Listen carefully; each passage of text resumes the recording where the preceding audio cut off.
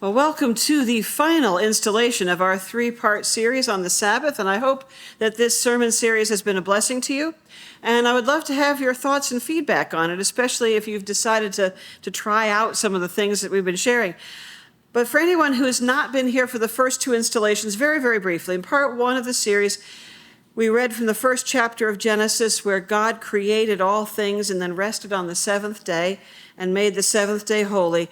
And God called all people to rest on the Sabbath or on the seventh day, essentially to join God in enjoying a time of rest together with God. God also commanded that all the living are to be treated equally on the Sabbath. That is, that on that Sabbath, that is to include family, visitors, foreigners, workers, children, and even farm animals.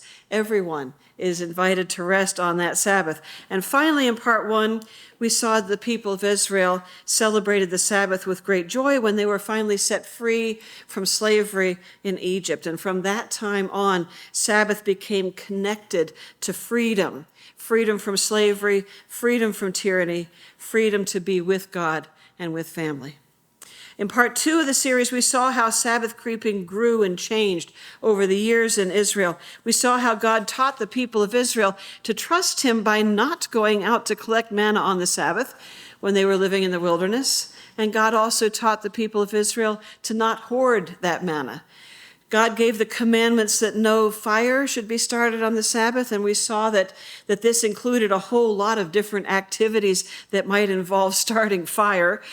But mostly what it means is that the people who observe the Sabbath need to plan ahead a little bit because Sabbath begins with a dinner, which usually requires fire. So we kind of plan ahead a little bit. So food needs to be prepared before the Sabbath begins.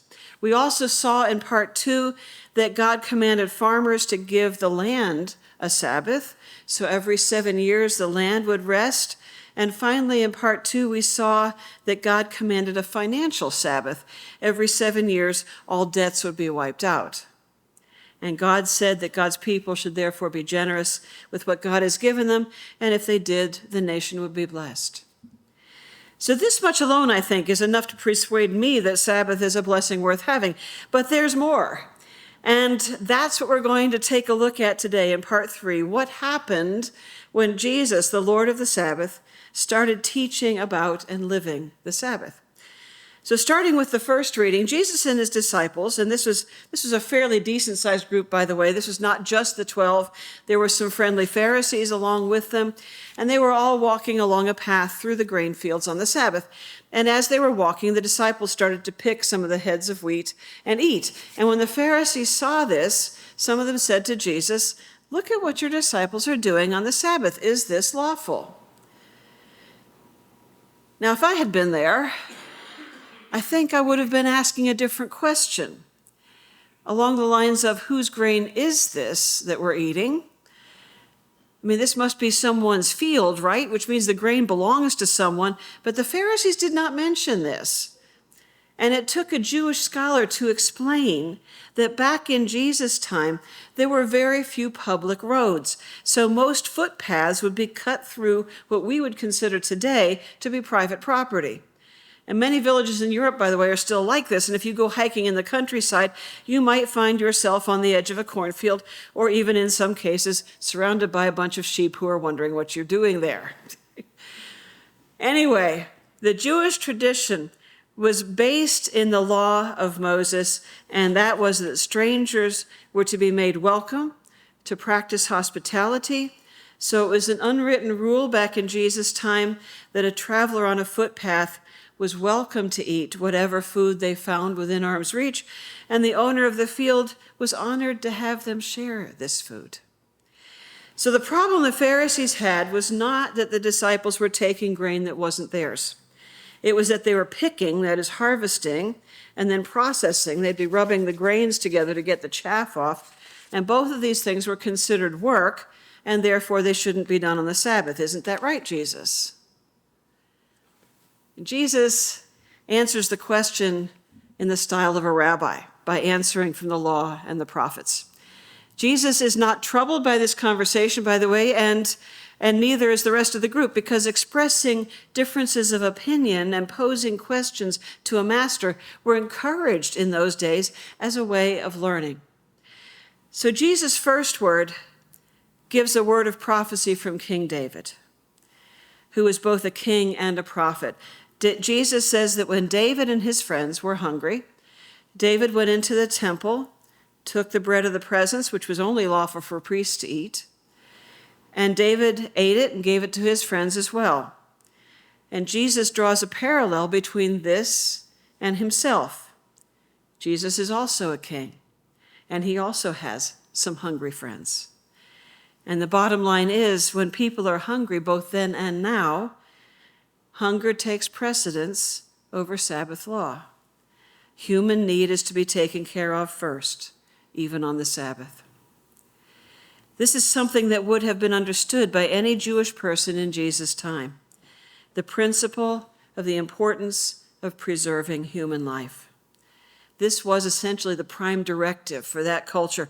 Preserving human life ranked above the Sabbath in order of importance, and that included providing food when someone is hungry. So Jesus' comment that the Sabbath was made for humankind and not humankind for the Sabbath fits in with all the traditions of Jewish law and custom. Then Jesus adds two more teachings. First off, God desires mercy rather than sacrifice. And secondly, that Jesus is Lord of the Sabbath. And these teachings are reinforced in the second half of the reading when Jesus heals a man with a withered hand on the Sabbath. The synagogue leaders, they object to his doing this. And Jesus says to them, if one of your animals is injured on the Sabbath, you help it, right? The Sabbath is meant to be a day of restoration, which is why we rest on the Sabbath, so we can be restored. And helping someone to be restored is a good thing to do on the Sabbath. In our second reading, we meet a man whose life has been about as tough as life can get. He has been sick for 38 years, unable to move into a pool of water nearby to be healed. His only hope is to stay alive. In order to stay alive was to beg for a living and hope that maybe someday someone would help him get into that pool first. And Jesus, seeing this man, says to him, stand up and take your mat and walk. And he does. What an amazing miracle. People had never heard of miracles like this back then. And there is no doubt that the priests and the religious people in the temple knew who this man was because he had been there for 38 years. They would have recognized him. But rather than being happy for him that he's walking, they ask him, why are you carrying a mat on the Sabbath day? This isn't lawful, they said. Never mind that this mat is the only thing this man owns in the entire world. Never mind that. The religious leaders are wrong anyway, because there is no place in the Sabbath law that says you can't carry a mat on the Sabbath. That's not in there. And after asking around, the religious leaders discover it's Jesus who performed the miracle. And again, rather than saying, wow, that's really fantastic, they attack Jesus for breaking the Sabbath law, which he also did not break. So we know that the whole purpose of the Sabbath is to set people free from bondage, free to be whole. And the argument Jesus has with the religious leaders is not whether to keep the Sabbath, but how to keep the Sabbath. Jesus sticks to the original definition of Sabbath law, which is freedom. So he opposes the people who have made Sabbath keeping a burden. And last but not least, Jesus says to them, my Father is still working, and I also am working. In other words, back then, and today as well, right now is not Sabbath for God. It is for us, but in a human way. But God's Sabbath has not come around again yet. Yet. God is working now, and so is Jesus. But that second time of rest for God will come someday, and it will last forever, and it will include us. There was, however, one Sabbath when Jesus did rest. We didn't read about this today, but there is one time when Jesus did rest, and that was the day after he was crucified. The Gospel of John says that on Good Friday, after Jesus died, the religious authorities went to Pilate and asked them to break the legs of all the people on the crosses so that they could take them down before the Sabbath started. And Pilate agreed. But when they came to Jesus, they found he was already dead. And so they didn't break his legs, which fulfilled the prophecy of David in Psalm 22. I can count all my bones. After Jesus died, but before Sabbath began, Joseph of Arimathea came to Pilate and asked for Jesus' body so he could bury it, and he and Nicodemus carried Jesus' body to Joseph's tomb and brought spices and a linen wrap to place him in. But it was late in the day, and as the sun went down, the burial traditions of the Jewish people, they didn't have time to complete them. So they did what they could, made plans to come back and finish later. And Luke's gospel tells us on the Sabbath they rested according to the commandment. And so did Jesus. After all he'd been through, Jesus rested on that Sabbath day. And then at the break of dawn on Sunday, Jesus was back. And we have been living in Easter time ever since. So that's basically Sabbath in a nutshell from the scriptures. So for us, living in the light of Jesus' resurrection 2,000 years later, does Sabbath still apply to us? Does Sabbath keeping still apply to us? John Wesley, founder of Methodism, gave a very passionate yes to this. In fact, he wrote about it and preached about it a lot. Here are just a few of his comments on Sabbath. John Wesley wrote, "The Lord not only hallowed the Sabbath day, but he has also blessed it, so that you are an enemy to yourself if you throw away your own blessing. If you neglect to keep this day holy, it is a day of special grace." And he also wrote, "Oh, what mercy has God prepared for you, a peace which the world cannot give, joy that no one takes from you, rest from doubt and fear and sorrow of heart, and love, the beginning of heaven." There's got to love a man who talks like that. So how do we, as Americans in the 21st century, keep Sabbath holy? There is no one answer to that question. It will be different for every person and different for every family, but here's just a handful of thoughts for that. The Bible Project Online says that Sabbath is not a commandment that Christians are bound to, which is true. It's a promise that we're invited to enjoy. Sabbath rest is an invitation to prepare for eternity in God's presence.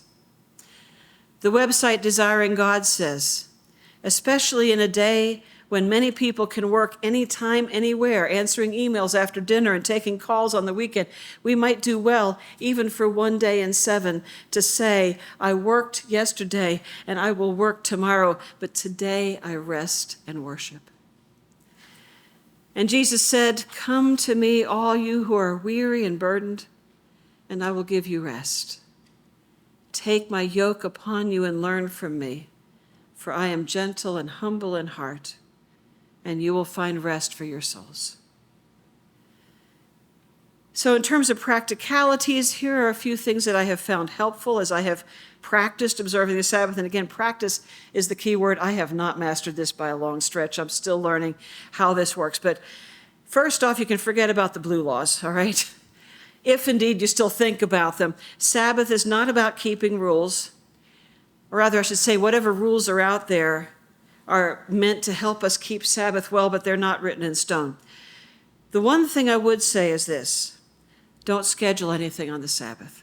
No doctors, no car repairs, no pet appointments, no rehearsals, no sports practices. On the Sabbath, avoid anything that requires effort or focus or that might result in frustration.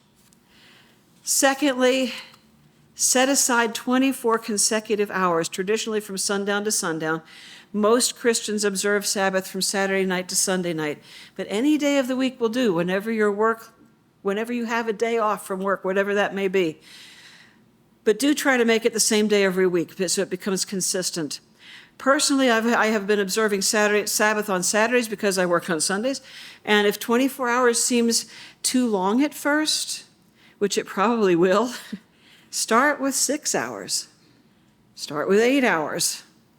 It won't be long before 24 hours seems too short, but start where you can and build up from there. Third, there we go. The day before the Sabbath, pay any urgent bills and then put away the wallet. Make any urgent phone calls, finish any high priority business, and then put away the office machines. And just before Sabbath begins, prepare the evening meal so that it's ready to eat at sundown. And finally, begin the Sabbath with some kind of a pattern or a habit. And I really like the Jewish pattern. It's not required. I can post some examples up on Facebook when I get a minute. But I don't follow it exactly, but I like their pattern. It starts with lighting candles and saying a prayer. And if you can gather your family together for a meal, that's even better. Light the candles together and then pronounce blessings, pray blessings over the children. Once the candles are lit and all the cares of the world have been placed in God's hands through prayer, it is time to eat and relax. And so if we're not working on the Sabbath, what are we doing for that 24 hours? There are lots of possibilities. Rest, eat, listen to music, read a book, go for a walk with family or friends, spend time with your spouse or partner, pray, ride bikes. I do recommend staying away from the computer, the email, and Facebook, and also the TV news. Just stay away from all that. Order out for pizza or Chinese if you like. Call an old friend you haven't talked to in a long time. Cook if you want to, but only if cooking is restful for you. And of course, attend worship, where we give thanks to God for all of God's blessings, including the blessing of the Sabbath. So you get the idea. Sabbath is a day to relax. One website I read said this: once you've kept the Sabbath for any length of time, it is truly painful when you can't. Somehow your physical and spiritual clock knows when the Sabbath is and longs for it. And I have definitely found this to be true.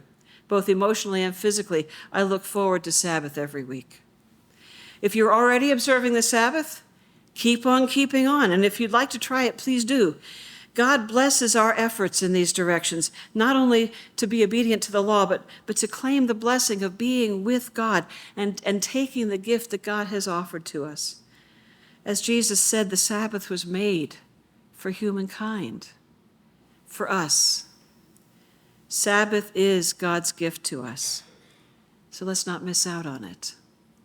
Amen.